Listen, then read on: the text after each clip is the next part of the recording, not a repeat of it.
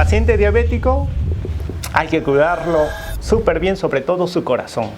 La idea es que el paciente esté seguro, esté bien, que su cirugía vaya espectacular, que no tenga problemas postoperatorios tampoco cardiovasculares, porque ya vamos a prever que ese paciente no sienta absolutamente nada de dolor, que su experiencia sea espectacular, porque si hay un poco de estrés y vas a tener una complicación, lo quieras o no. Doctor, ¿y la anestesia local tiene menos riesgo que una anestesia general? El riesgo en realidad no es por el tipo de anestesia, el riesgo es por el tipo de paciente.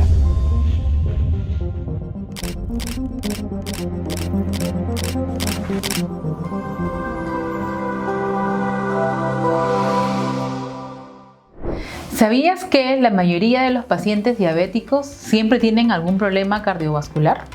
¿Sabías que el estar sentado más de 4 horas en un viaje largo y luego llegar para una cirugía aumenta el riesgo de trombosis, que viene a ser un coagulito de sangre que puede ir o a tu pulmón o a tu corazón? ¿Sabías que la anestesia local no es la anestesia más segura?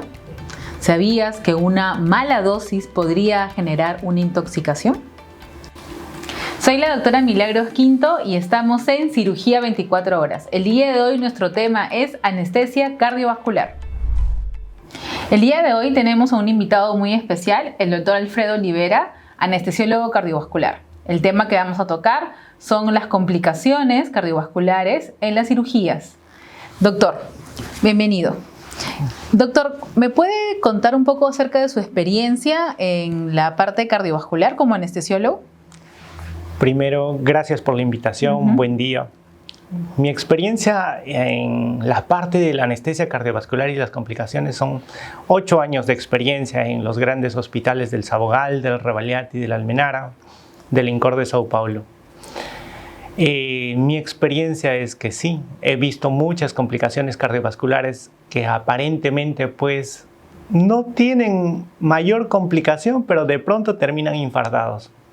Uno de ellos es como los diabéticos, ¿no? Un paciente diabético dice, solamente es diabetes, pero la diabetes pues cuando se diagnostica generalmente ya lleva un proceso inflamatorio de 5 años que afecta el corazón, los vasos sanguíneos y de repente no sabe que está alterado su conductancia para el latido, que de repente tiene alguna y otra extrasístole que solamente a veces se manifiesta con el estrés. De una cirugía, por ejemplo. La cirugía es un estrés gigante, tanto así que a veces las personas cuando saben me voy a operar al día siguiente, ese día no duermen. Por el estrés que genera la operación. Por el estrés, o sea, no ha pasado la operación, está en su imaginación, pero se está imaginando muchas cosas que la mayoría de pacientes que se van a operar al día siguiente no duermen. Y un paciente diabético que se estresa, así lo quieras o no, el estrés sube su glucosa, aumenta su frecuencia cardíaca, aumenta su resistencia vascular y encima no duerme bien. Al no dormir bien, cambios humorales y llega el día de la cirugía, ansiedad.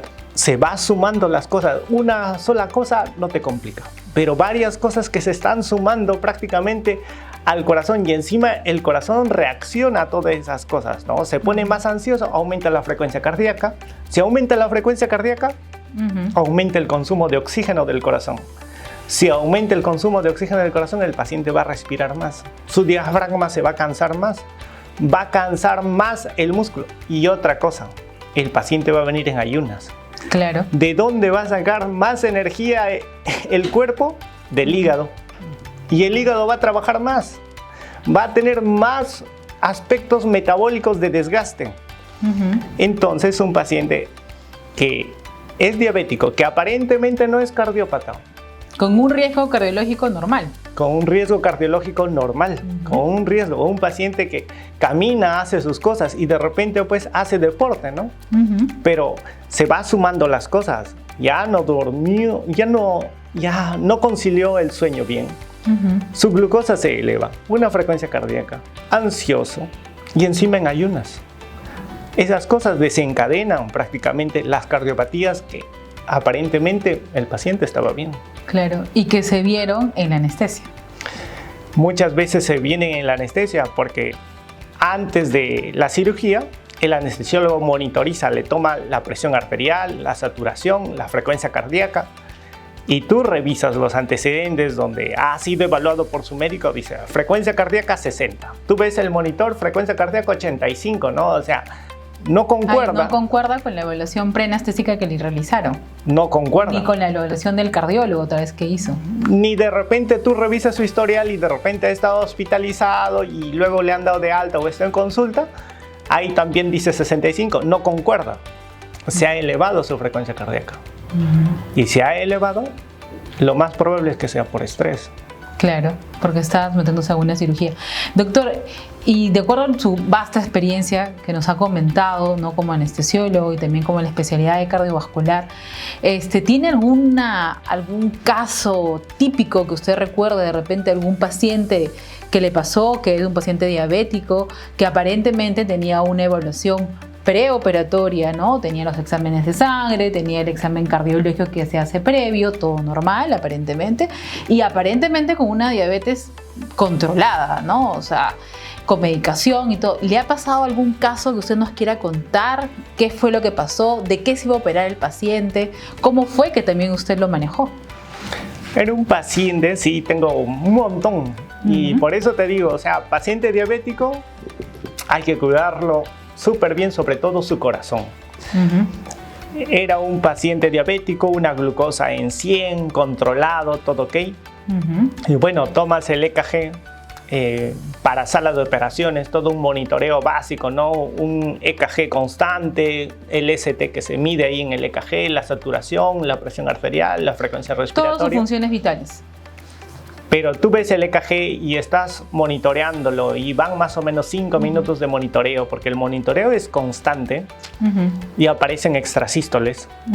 Y Doctor, tú revisas. Disculpe, antes de seguir avanzando, de repente el público no entiende lo que es un EKG. ¿Qué cosa es un EKG? Es un electrocardiograma, en el cual nos va a dibujar qué es lo que pasa con tu corazón en ese momento, ¿no? Lo que explica el doctor es las ondas. El corazón tiene unas ondas y esas ondas se pueden ver a través del electrocardiograma. Y es muy importante, como estaba explicando el doctor, que eso se haga previo a la cirugía, justo cuando está en sala de operaciones del paciente. Un paciente que ha sido sometido, si usted ha sido sometido a alguna cirugía, cual fuera, siempre usted va a llegar a sala de operaciones despierto, ¿no? El anestesiólogo, en este caso el doctor, le va a tomar la presión, le va a colocar unos chuponcitos acá en su pecho y va a poder ver su frecuencia cardíaca, que aparentemente todo está dentro de lo normal, y el ritmo del corazón. Y cuénteme, ¿qué más pasó con ese paciente, doctor? Bueno, después de aproximadamente 5 minutos, pues comienza a ver extrasístoles. No se le ha puesto absolutamente nada. O sea, unos cambios, algo raro. El EKG, como lo dices, pues mide lo que es la actividad eléctrica del corazón, ¿no? Todo bien al tum, tum, tum. Y de pronto aparece una onda que no debe aparecer, ¿no? Que dice algo arrítmico. Y tú nuevamente dices, no puede ser. Hay que revisar nuevamente el riesgo quirúrgico porque de repente faltó algo revisarlo. Lo revisas y el cardiólogo pues le hace también el EKG y lo revisa y hace su análisis en base a ese electro, pero tú ves que está normal y no ha hecho extrasístoles. Ahora, ese electro ha sido bien hecho, todo ok, pero nosotros lo estamos monitorizando bajo el estrés de todo lo que te había mencionado. Y entonces bajo estrés aparecen esas arritmias. Y eso prácticamente lo puedo ver en casi la mitad de diabéticos. O sea, es un porcentaje bien grande. Bastante grande. Claro. Y ahí pues tú dices, ok, tiene esta arritmia.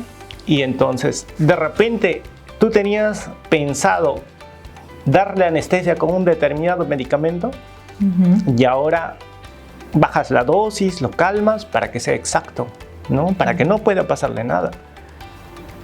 La idea es que el paciente esté seguro, esté bien, que su cirugía vaya espectacular, que no tenga problemas postoperatorios tampoco cardiovasculares. Claro, eso es lo que se quiere, ¿no? Que toda la cirugía vaya bien y a la mano justo con un buen anestesiólogo que está pendiente del paciente en todo el paso, desde que ingresa el paciente a sala de operaciones hasta que termina la operación y hasta que pasa a una recuperación. Así es. Así es, correcto. Doctor, ¿cómo puede afectar la anestesia al corazón? ¿Afecta? Todos los medicamentos afectan, toda la situación quirúrgica afecta, así que el corazón no se salva absolutamente nada. Desde el estrés que ha afectado el corazón, todas las drogas que se usan en anestesiología las afectan al 100%, todas. De repente hay un medicamento, el que menos afecta, que se conoce como etomidato, que es un hipnótico que se usa, afecta el 10%. Imagínate, ese que es el más cardioestable, afecta el 10%. Las demás drogas pues te afectan al 20, 30%. O sea, tu corazón sí es sometido a un estrés farmacológico. Por la anestesia que va a recibir. Por la anestesia. Doctor, ¿es seguro someterse a una cirugía con anestesia si es que yo tengo alguna enfermedad cardíaca? Digamos, me van a operar de la vesícula. Vamos a hacer una cirugía laparoscópica de vesícula, cual van a inflar mi abdomen, ¿no?, para poder operarme, pero yo tengo una arritmia cardíaca, o sea, mi corazón no late lo normal, ¿no? Tengo alguna enfermedad. ¿Eso es seguro someterme a una cirugía cuando tengo una enfermedad cardíaca? ¿Lo puedo hacer? ¿Qué medidas debería tomar yo o debería yo saber a qué estoy sometiéndome para tener una cirugía segura?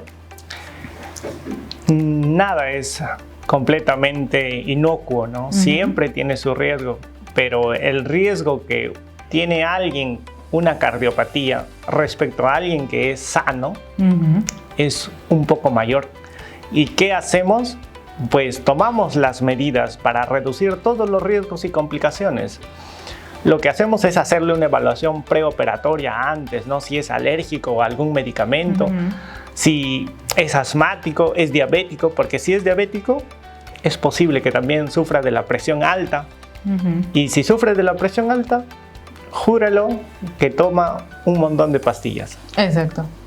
Y si toma un montón de pastillas, tenemos que prever las interacciones medicamentosas, o sea, no de una pastilla, porque tienes que ver la pastilla con la diabetes, las interacciones medicamentosas, con el hígado, o sea, el riesgo sí se incrementa. ¿Cómo lo disminuimos? Evaluando todas esas situaciones preoperatorias y las posibles complicaciones.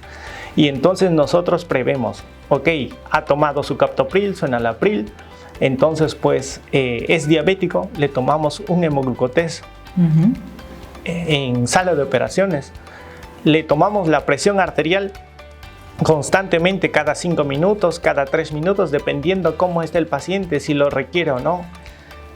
Le tomamos prácticamente los electrolitos, que estén todo ok, que el paciente se induzca la anestesia de manera suave, tranquila, de tal manera que el paciente y su cuerpo no sientan que está entrando a anestesia. Es como quedarse dormido tranquilos y que el cuerpo no se dé cuenta que está siendo sometido a estrés.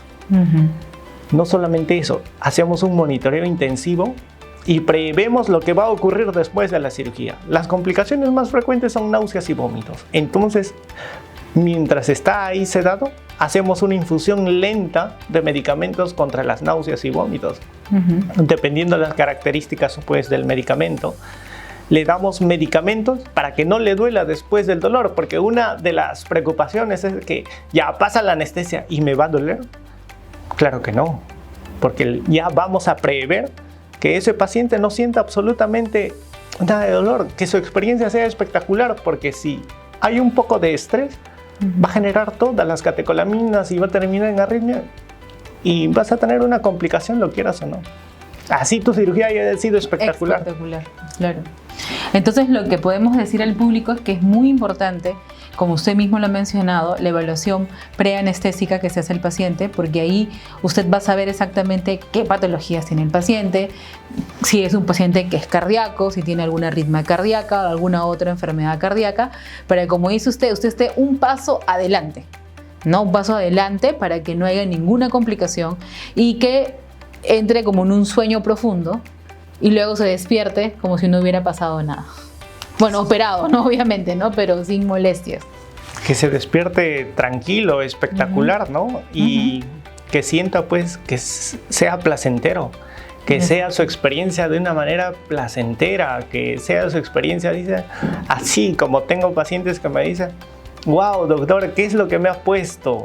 Yo le digo tal cosa y me dice, era una señora que había terminado de dar a luz y en el postoperatorio pues no siente absolutamente nada y es más, se siente muy bien y me dice, doctor, yo solamente para que me vuelva a poner esto, me embarazaría de nuevo.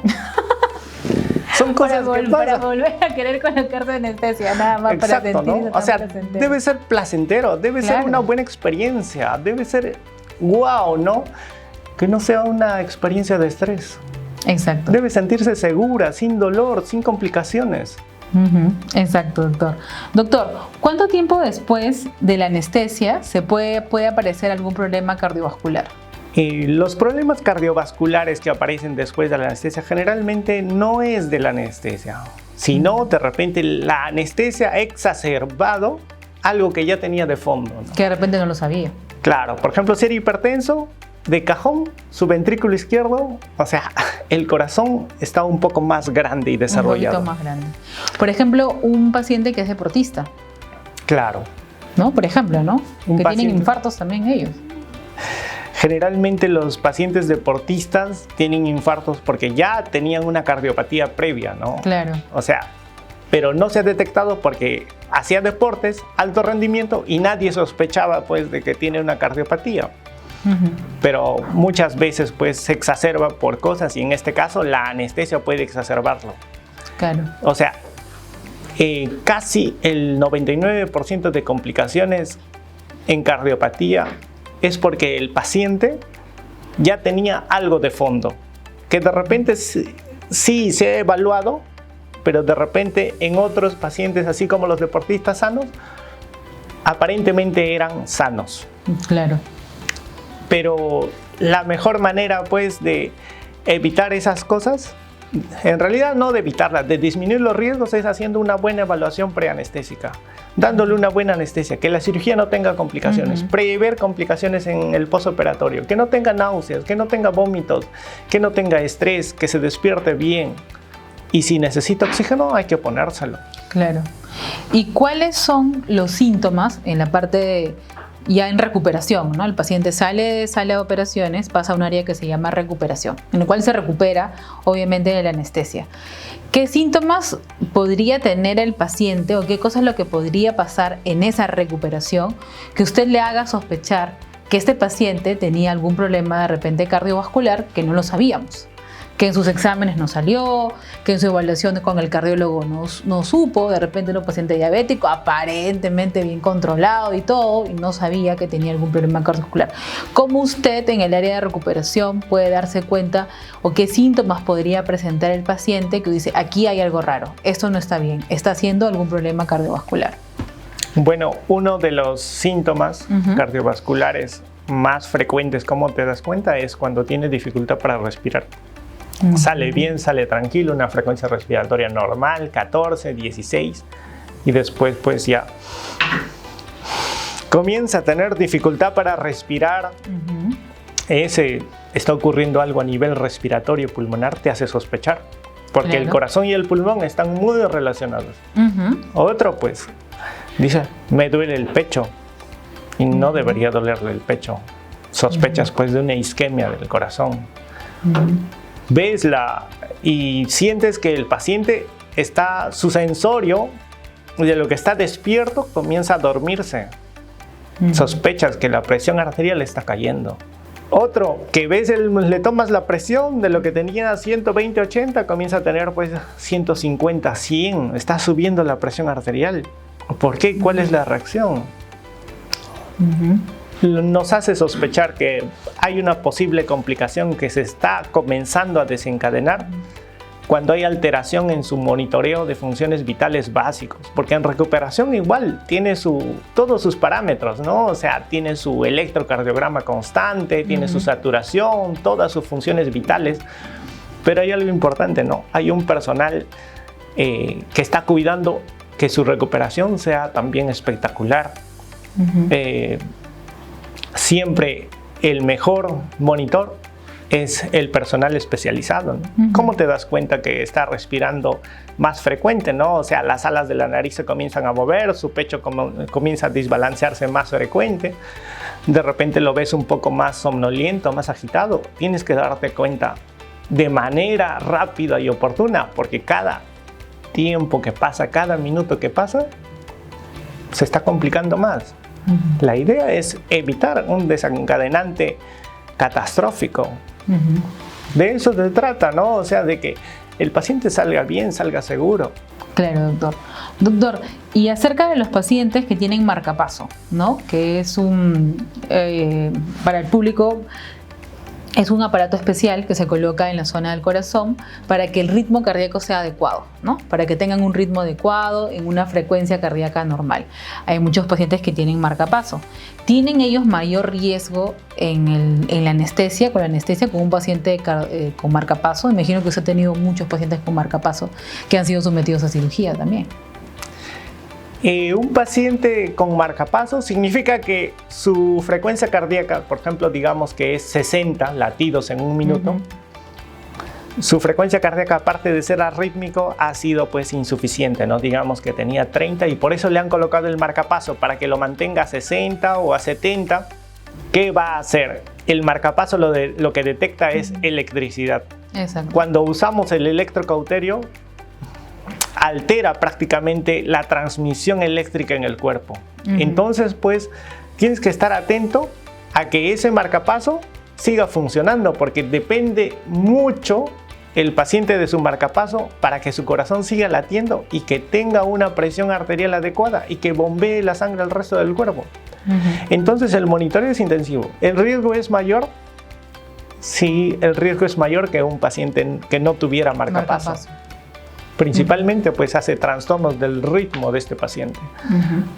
Y de repente sí puede hacer trastorno del ritmo, pero lo importante es que no se complique. Y para eso hay que monitorizarlo segundo a segundo, latido a latido. Doctor, ¿y cómo afecta la anestesia la presión arterial? Cuando uno está sometido bajo anestesia, la presión sube, tiende a bajar. ¿Cómo se comporta generalmente en el grosor cuando uno está sometido bajo anestesia? El 99.5% de medicamentos que usamos en la anestesia, todos bajan la presión arterial. La presión. Lo vasodilatan. Hay algunos medicamentos excepcionales como la ketamina que sube la presión arterial. Y a veces pues el paciente no sabe que es hipertenso, ¿no? No, en sus controles va normal y el día de su cirugía una presión arterial alta. Y entonces pues todo el mundo sospecha de que son por catecolaminas, que el paciente está ansioso, pero en el fondo es un paciente de hipertenso con bata blanca invertida. ¿Qué significa? Que el paciente va a su control con el cardiólogo, paciente normal, presión arterial normal, pero sale del consultorio, se eleva. Regresa a otro consultorio normal. No eres hipertenso, le dice el cardiólogo, ¿no? Esos pacientes son muy especiales. Y ha tenido, imagina usted, crisis hipertensiva en sala. Claro. O sea, que la presión no baja. Sí. ¿Y cómo lo ha podido manejar? Todo paciente se tiene que individualizar. Lo que debes evaluar es por qué ha hecho esa crisis hipertensiva. La crisis hipertensiva es por aumento en las resistencias cardiovasculares del paciente, ¿no? De repente es diabético o de repente es una persona que a lo largo de su vida ha tenido una personalidad muy estresante. O ese paciente que es fumador, joven, pero ha tenido un antecedente que ha fumado un montón. Y a veces su propio cuerpo compensa y mantiene una buena presión, pero cuando está anestesiado ya está de manera inconsciente y la presión pues muchas veces se eleva. Esa es una de las causas. Otra de las causas que sube la presión es a veces por una liberación de dolor, que el paciente en anestesia le esté doliendo y tenga que la presión se eleve. Otro es que de repente pues sin querer te ha tocado pues esos pacientes con feocromocitoma, que es una tumoración pequeñísima de la glándula suprarrenal y esté liberando más catecolaminas porque justo están manipulando el abdomen. Una vez identificado la causa, pues lo tratamos. Todas las crisis hipertensivas van a ceder a vasodilatadores. Entonces le podemos colocar pues vasodilatadores, sulfato de magnesio, pero siempre un concepto, ¿no? O sea, si se sube la presión, también hay que bajársela de manera progresiva para que el cuerpo se acostumbre. Hay que prever, porque ya dices a veces, uy, mi presión 200/100, ¿no? Hay que bajárselo. Sí, hay que bajárselo, pero de manera progresiva, porque el cuerpo es tan sabio que se acostumbra siempre y cuando los cambios son lentos y progresivos. Doctor, ¿y ha tenido usted algún caso que han tenido que suspender la cirugía por una crisis hipertensiva no controlada? Sí, varios, ¿no? Por eso te cuento, ¿no? De pacientes que nunca habían sido diagnosticados. Su riesgo quirúrgico por el cardiólogo, 120/80. Tú ves el monitor antes de iniciar la anestesia, 200/100, ¿no? Antecedentes, no tiene ningún antecedente. Que lo reevalúe nuevamente el cardiólogo, ¿no? De repente, pues, ¿qué habrá pasado en su cuerpo que se ha manifestado? De repente, pues, el estrés era tanto de la cirugía que ha elevado la presión arterial.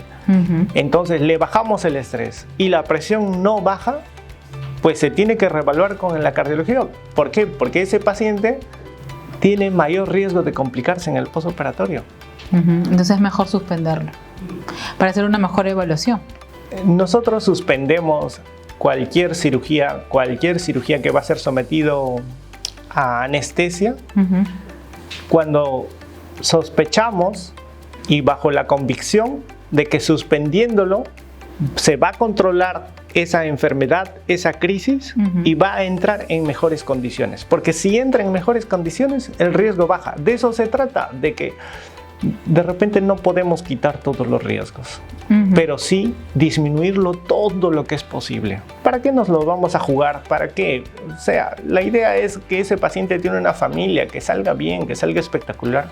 Claro, eso es lo que se quiere. Muy bien, doctor. Doctor,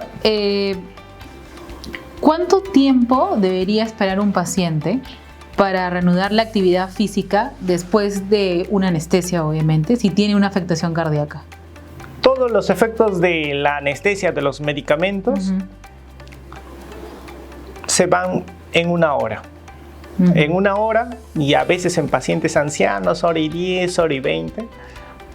Un paciente que es sometido a una cirugía, el anestesiólogo lo despierta, lo pasa a la unidad posoperatoria. Generalmente dura 2 horas.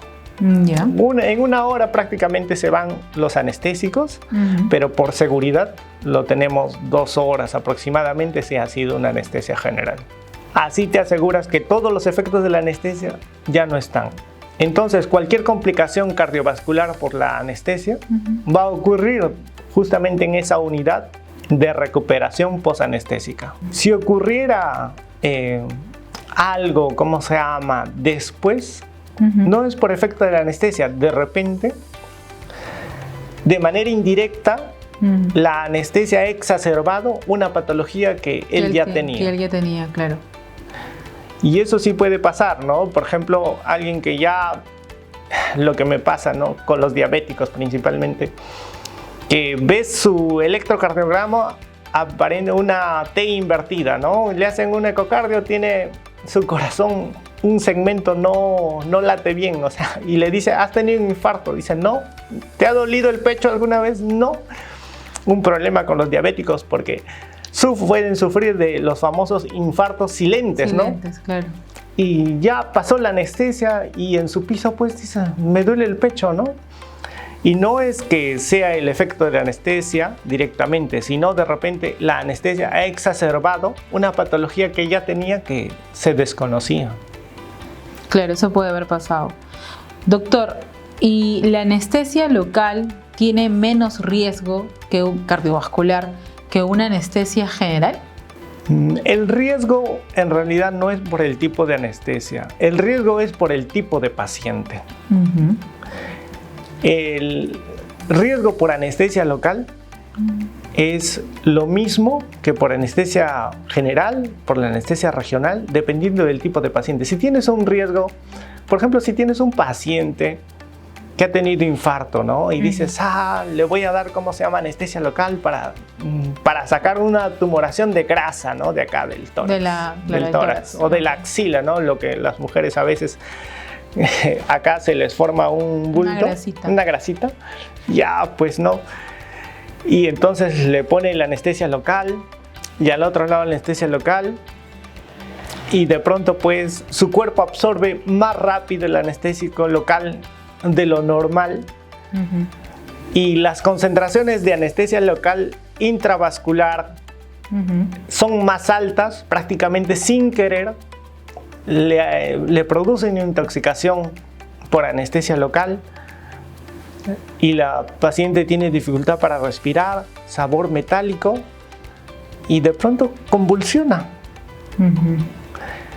Y de repente eso no hubiera pasado con una anestesia general, o si no, pues de repente no hubiera pasado con una sedación más un poco de anestesia local, porque ahí hubiera reducido la cantidad de anestésico local. El riesgo no está por el tipo de anestesia, el riesgo está por el tipo de paciente. Y también el tipo de cirugía, ¿no? Exacto. Claro, elegir cuál viene a ser la anestesia ideal para tu paciente, pero de acuerdo obviamente a sus comorbilidades, ¿no? Es diferente en pacientes que sufren del corazón, pacientes diabéticos, etcétera.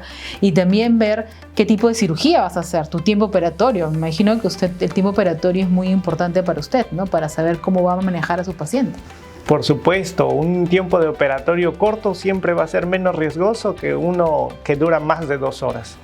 Claro, eso es muy importante, doctor.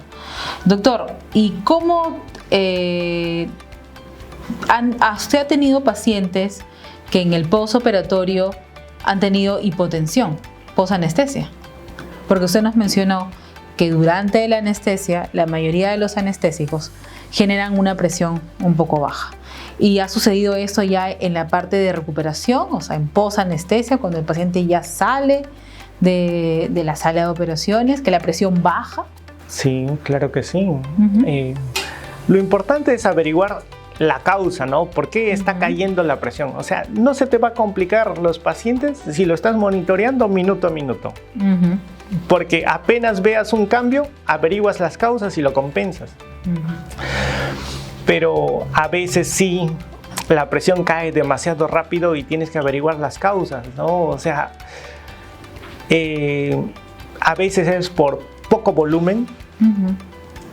¿Y por qué es ese poco volumen? Tú sospechas, le tomas un análisis de gases arteriales, ves la hemoglobina, el hematocrito y ves que está cayendo. Una de las causas es el sangrado postoperatorio. Exacto. Pero, o sea, no solamente es que caiga la presión, o sea, un solo signo no te da. Tienes que ver también que su frecuencia cardíaca, que estaba a 60, subió a 65, ¿no? Como compensación, el cuerpo trata de aumentar la frecuencia cardíaca. Y no solamente eso, sino que el paciente, para que baje su presión, también el llenado capilar comienza a ser más prolongado. Porque el cuerpo es tan sabio que a una presión baja prioriza ciertos órganos y la piel no es una prioridad. La prioridad es el corazón, es el cerebro, es el riñón. Y no solamente te das cuenta de eso, sino que a la persona lo ves más pálida, ¿no? O sea, el mejor monitor es un ojo entrenado, porque te das cuenta de ciertos detalles y te das cuenta que la persona que está activa mirando a un lado, a otro, de pronto pues ya va mirando lentamente, ¿no? O sea, y tienes que sospecharlo.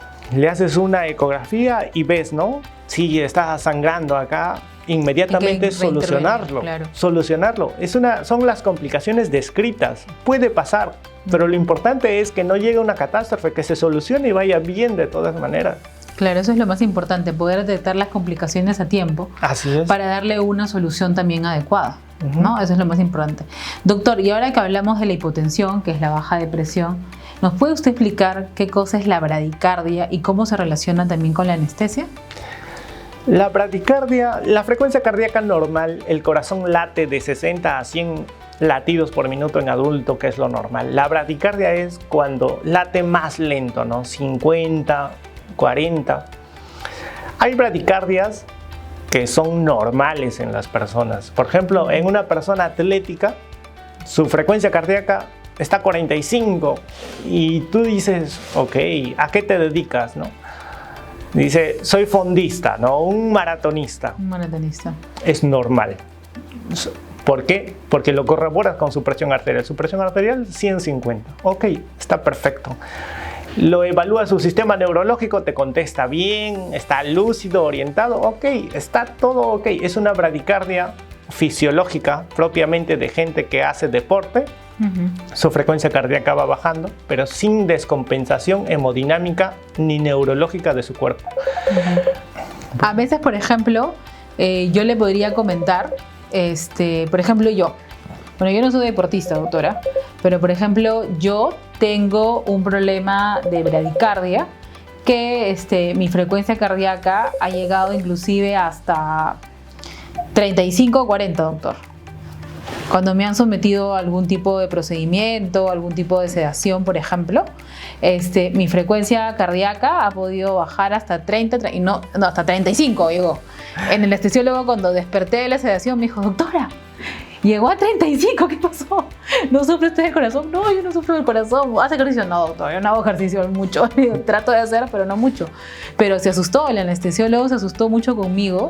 Y yo recuerdo que cuando me hicieron mi riesgo cardiológico, porque siempre te lo hace, igual mis latidos eran 40, ¿no? 40 latidos. Y me hicieron todos los exámenes, o sea, me hicieron, por ejemplo, el ecocardiograma, que es una ecografía especial para el corazón, me hicieron prueba de esfuerzo, pero todo salió normal. Me pusieron a hacer un holter por si acaso, dijeron, pero no, todo salió normal. Entonces, a veces puede pasar eso, ¿no? Y creo que lo que a mí me dio la sensación cuando desperté, que en realidad fue, como dice usted, una sensación placentera, porque dormí y desperté y estaba muy bien, no me dolía nada, me sentía muy bien. Pero lo que sí me preocupó es que el anestesiólogo vino a decirme a mí, ¿qué pasó? ¿Qué pasó, doctora? Su frecuencia bajó a 35, ¿qué voy a hacer? Dije, ay, doctor, no sé, le digo, pero o sea, por lo menos mi procedimiento fue bueno, pero eso fue lo que el anestesiólogo me dijo, ¿qué pasó, doctora? Bajó a 35 su frecuencia, estaba muy preocupado él. Imagino que luego lo controló, ¿no? O sea, con medicación y todo, porque yo salí bien, todo perfecto, ¿no? Pero eso también pudo pasar. Imagino que eso también le puede pasar también a usted con sus pacientes, ¿no? En la parte de la anestesia, ¿no? Que les baja mucho la presión. Cuando la frecuencia cardíaca baja y la presión arterial baja, lo tenemos que tratar inmediatamente, porque el corazón se resiente mucho. Claro. Y se puede infartar con una presión arterial baja. Otra de las causas por lo cual intraoperatoriamente baja la frecuencia cardíaca y a veces a niveles que dice, wow, ¿qué está pasando? Son los reflejos vagales. A veces está operando vesícula, le da una rama del nervio vago, hace un reflejo vagal, la frecuencia cardíaca cae. Le dices al cirujano, un ratito, ¿lo compensas? Muy bien, continúen. Okay. Lo mismo pasa con la vesícula, lo mismo pasa a veces con la operación de ojos, hace un reflejo ahí ocular, que la frecuencia cardíaca te baja, ¿no? O sea, imagínate que tengo un profesor que le pasó, que estaba en consultorio, un dermatólogo, sacando un uñero, y el paciente se desmayó con una frecuencia cardíaca en 30, ¿no? Un reflejo vagal sacando un uñero. ¿Te imaginas? Eso puede pasar. Por eso lo importante es siempre estar atento y también monitorear al paciente en todo momento, para que estas cosas, como dice usted, que pueden suceder sacando un uñero, ¿no? Pero se controle, ¿no? Y todo vaya perfectamente bien. Eso es lo más importante. Doctor, ¿cómo influye la edad, ¿no? en el riesgo cardiovascular con la anestesia? En los pacientes mayores hay mayor riesgo que en los pacientes jóvenes, supongo. ¿Cuál es su experiencia acerca de ello, de los pacientes más ancianos? Y los riesgos son extremos, ¿no? Cuando tiene menos de un año, también es tan riesgoso como si el paciente pasara a los 75 años, debido a que los cambios fisiológicos naturales así haya tenido una vida tranquila, pero el paciente de 75 años, su pulmón ya no es como de uno de 25. Claro. Su corazón tiene muchos latidos más que de un joven.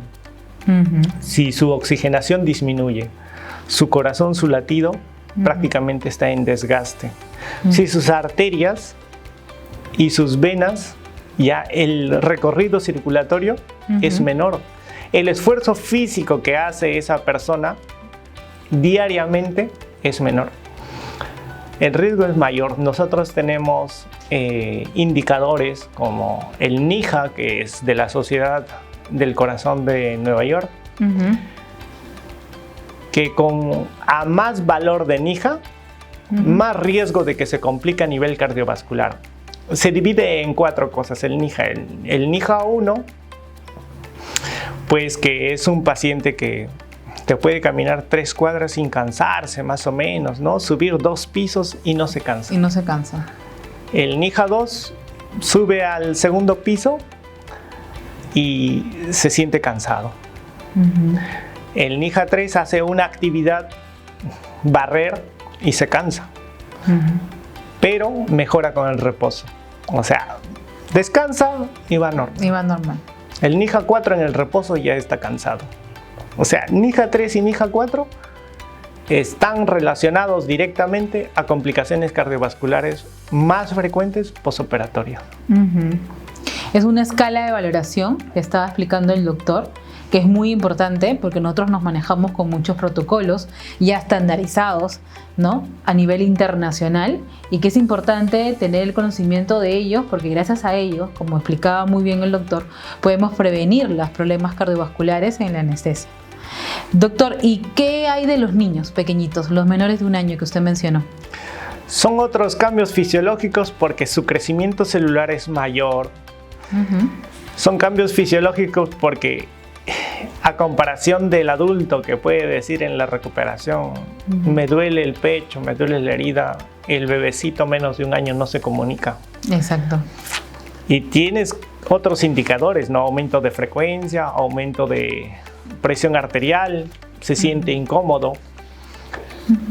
Sus cambios fisiológicos son mayores y entonces la anestesia tiene que ser igual que el adulto mayor, exacta y precisa. Pero la diferencia es a veces de un bebecito que pesa 1,5 kilos, pesa 2 kilos, o sea, prácticamente 500 gramos hacen diferencia en la dosis, ¿no? O sea, las dosis usamos jeringas especiales de 1 cc prácticamente para tener la dosis precisa y exacta. Si tú haces lo correcto, el paciente correcto, la dosis correcta, la vía correcta, la evaluación preanestésica correcta, en el tiempo adecuado, todo preciso y exacto, en teoría no debería haber complicaciones, pero sabes que siempre algo tiene su riesgo. A pesar de que digan los estudios, la mayoría de estudios te abarca el 95% de cosas. Hay un 5% de ese lado oscuro que la ciencia todavía no llega. Esperemos que pronto con la inteligencia artificial al menos nos acerquemos al 99%. Así es, doctor. Doctor, y la última pregunta. ¿Qué pruebas se debería realizar antes de una cirugía para poder evaluar el riesgo cardiovascular? La principal prueba es la prueba, en la evaluación preanestésica, la prueba física. Si tú ves que un paciente aguanta 3 cuadras, 4 cuadras, el NIHA que te menciono, tiene menos riesgo. Otra prueba es su riesgo quirúrgico. Pasar por el médico cardiólogo que te evalúa el EKG, el electro, te produce un riesgo cardiológico. Dices, ¿sabes qué? Tú eres una persona sana, no tienes nada, tienes un riesgo quirúrgico 1. Es diferente que te diga, tienes arritmia, has tenido posinfarto, te han cambiado de válvula y está fallando tu válvula y estás con insuficiencia cardíaca. Te dice, tú tienes un riesgo cardiológico 4. O sea, el anestesiólogo evalúa muchas variables, no solamente sus antecedentes, si es asmático, si es diabético, si es alérgico a algún medicamento, si antes se ha operado y sufre de algún efecto adverso por la anestesia. Tiene muchas variables. En otras palabras, tiene que pasar por todos los profesionales que le indica su médico tratante. Esto es ¿verdad o mito? Estamos en la secuencia ¿verdad o mito? Con el doctor Alfredo Olivera. Doctor, comenzamos. ¿La anestesia siempre causa problemas cardíacos, verdad o mito? Falso.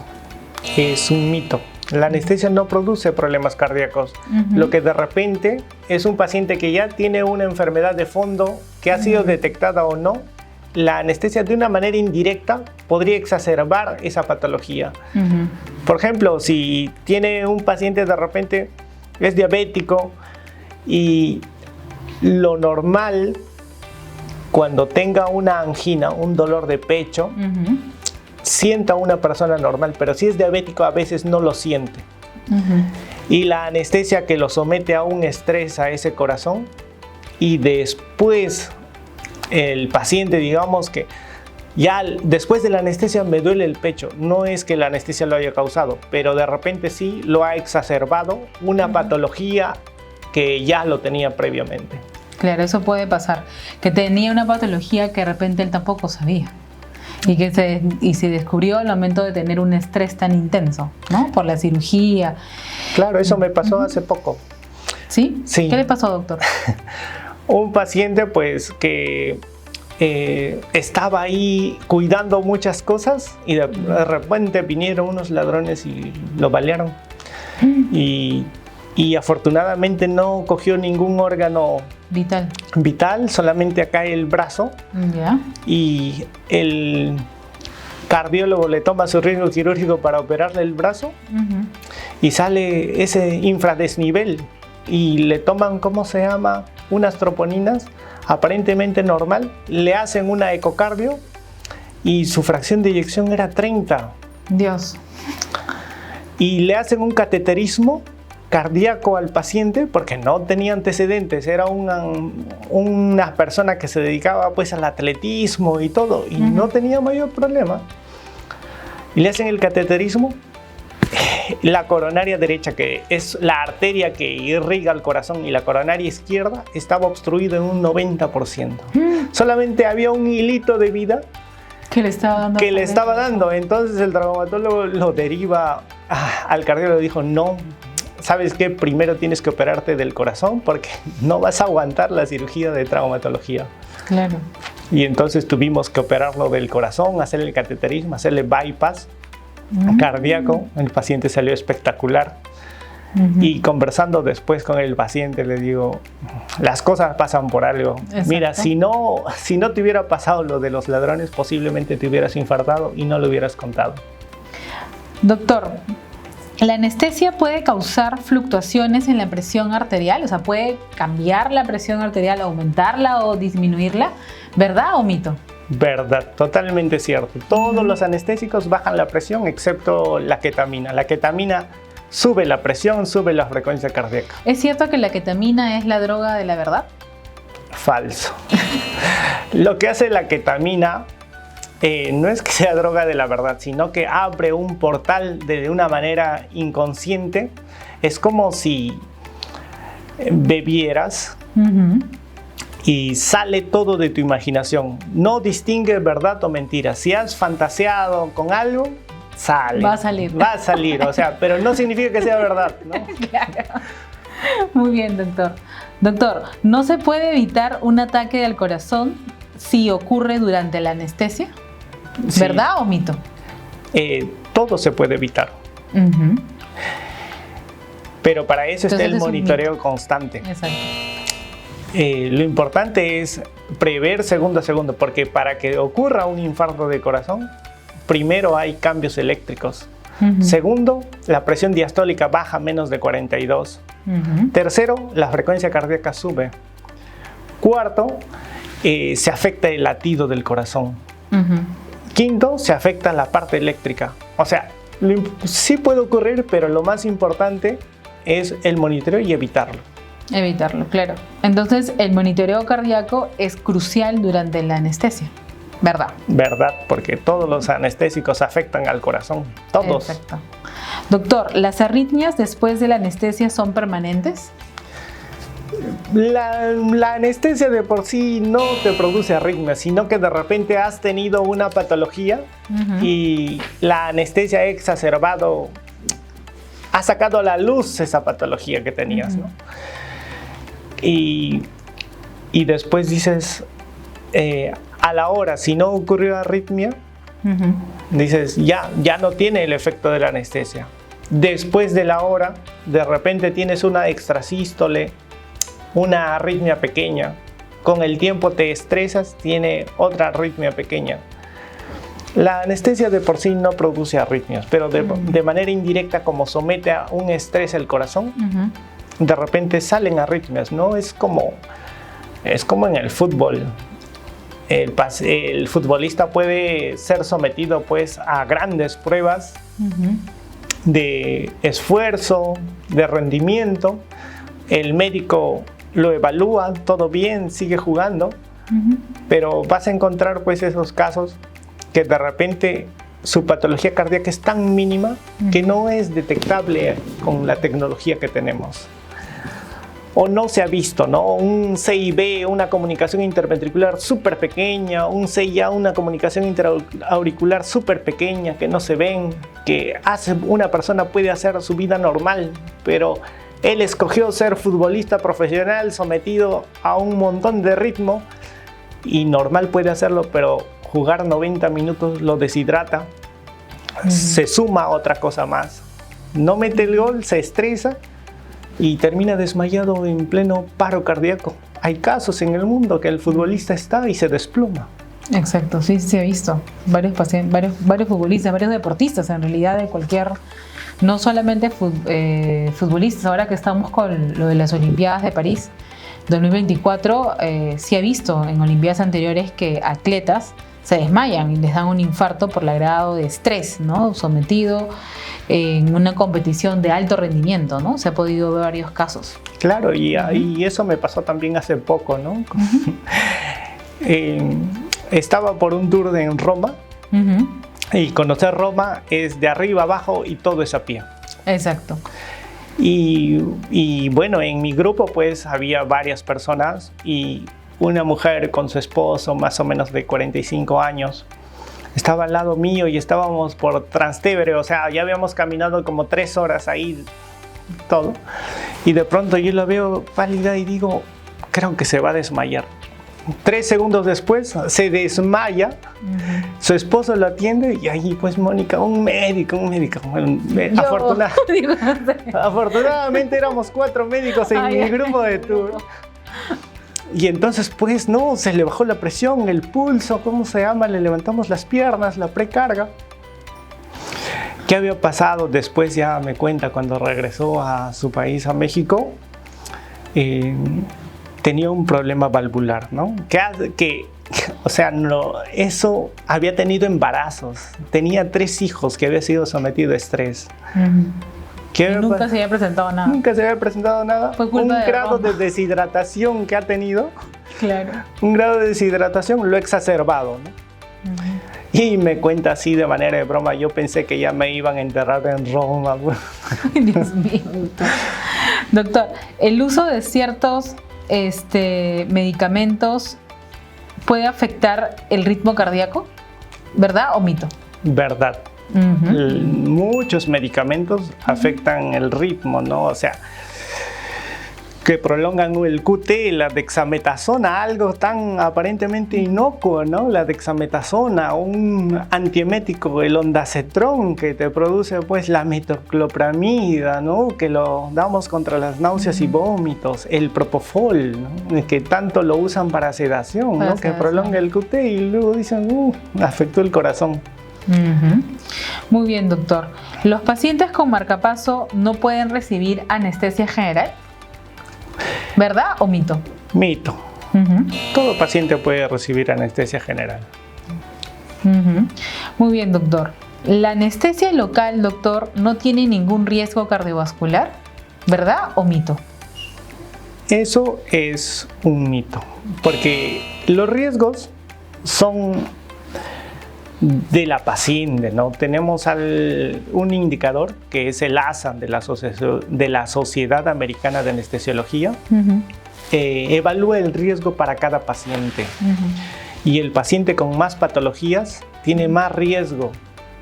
No depende mucho de la anestesia local, porque puedes tener una anestesia local y te pasa algo, te da calambres o te da alergia a la anestesia local, imagínate. O lo último, se absorbe demasiado y terminas convulsionando con la anestesia local. Pero lo que sí te da la anestesia local es estabilidad hemodinámica. Por ejemplo, a veces hay gestantes que están haciendo una actividad y se fracturan el dedo y necesitan esa cirugía. Claro. Y darle anestesia general es mucho riesgo para el bebé. Está relacionado a pérdidas, ¿no? Del bebé. Es un ser vivo y la mejor anestesia para ella es una anestesia regional con bloqueo, ¿no? Le haces un bloqueo, no siente absolutamente nada, su corazón está estable, su presión está estable, el niño no se afecta por la anestesia, es una anestesia muy segura. O sea, ¿qué es lo que reduce los riesgos respecto al tipo de anestesia? Es que la evaluación del anestesiólogo y el anestesiólogo le diga, ¿sabes qué? Esta es la mejor anestesia para ti, individualizado. Claro, de acuerdo a cada paciente, como usted refería acerca de la paciente que es gestante. Doctor, la evaluación preoperatoria es importante para identificar los riesgos cardiovasculares, ¿verdad o mito? Verdad. En la evaluación preanestésica te evalúan tus antecedentes, a qué te dedicas, si haces ejercicio o no, si sufres asma, diabetes, migraña, que si sufres, ¿cómo se llama? Algún problema cardiovascular, diabetes, presión alta, si sufres de los riñones, prácticamente te hacen algo que cada medicamento de que se va a usar en sala de operaciones puede tener algún efecto. Y la idea es prevenir todas esas complicaciones, individualizarlo. Esa es la manera como reducimos al mínimo los riesgos. Claro. Doctor, y la última pregunta de nuestra verdad o mito. ¿La anestesia puede causar retención de líquidos y eso afectar el corazón? ¿Verdad o mito? En parte. Ya. ¿Cuándo ocurre la retención de líquidos, no? O sea, si tienes un paciente con insuficiencia cardíaca, que el corazón prácticamente no puede distribuir muy bien la sangre, y como anestesiólogo le corresponde 500 mililitros de cloruro, pero el paciente con esos 500 mililitros de cloruro se encharca y hace retención de agua en los pulmones, ¿no? Pero un edema agudo de pulmón. Un edema agudo de pulmón que de por sí, pues, sí le correspondía 500 mililitros de agua, pero muchas veces, pues, tú no sabes realmente si ese corazón va a responder bien. Entonces, para evitar eso, igual, ¿no? El monitoreo latido a latido y de repente solamente toleraba 200 mililitros, ¿no? A pesar de que los estudios de hidratación te hayan indicado 500, siempre es lo que se conoce el criterio anestesiológico, la experiencia, lo que dice todo tu monitoreo de funciones vitales. Bueno, el día de hoy hemos tenido una charla muy interesante con el doctor Alfredo Olivera acerca de las complicaciones cardiovasculares. Ustedes ahora ya saben, por esa charla tan interesante que hemos tenido, que un paciente diabético puede tener problemas cardiovasculares, que es muy importante la evaluación preanestésica y también tener a un anestesiólogo especialista, como en el caso del doctor Alfredo, que es especialista en la parte cardiovascular y que va a estar un paso adelante para poder evitar todas las complicaciones. Muchas gracias, doctor, por estar aquí en Cirugía 24 Horas. Dígame, doctor, ¿cómo el público se puede comunicar con usted si quiere una cita con usted? De repente tenemos varios pacientes aquí con problemas del corazón que quieren hacerse una cirugía y quieren un buen anestesiólogo como usted. Dígame, ¿cómo se pueden contactar con usted? Muchas gracias por la referencia. Cualquier cita, consulta que quieran con mi persona, entran a la página web de Cirugía de 24 Horas y ahí me hallan. Hasta aquí el programa de hoy. Soy la doctora Milagros Quinto en Cirugía 24 Horas. Nos vemos en una próxima entrega.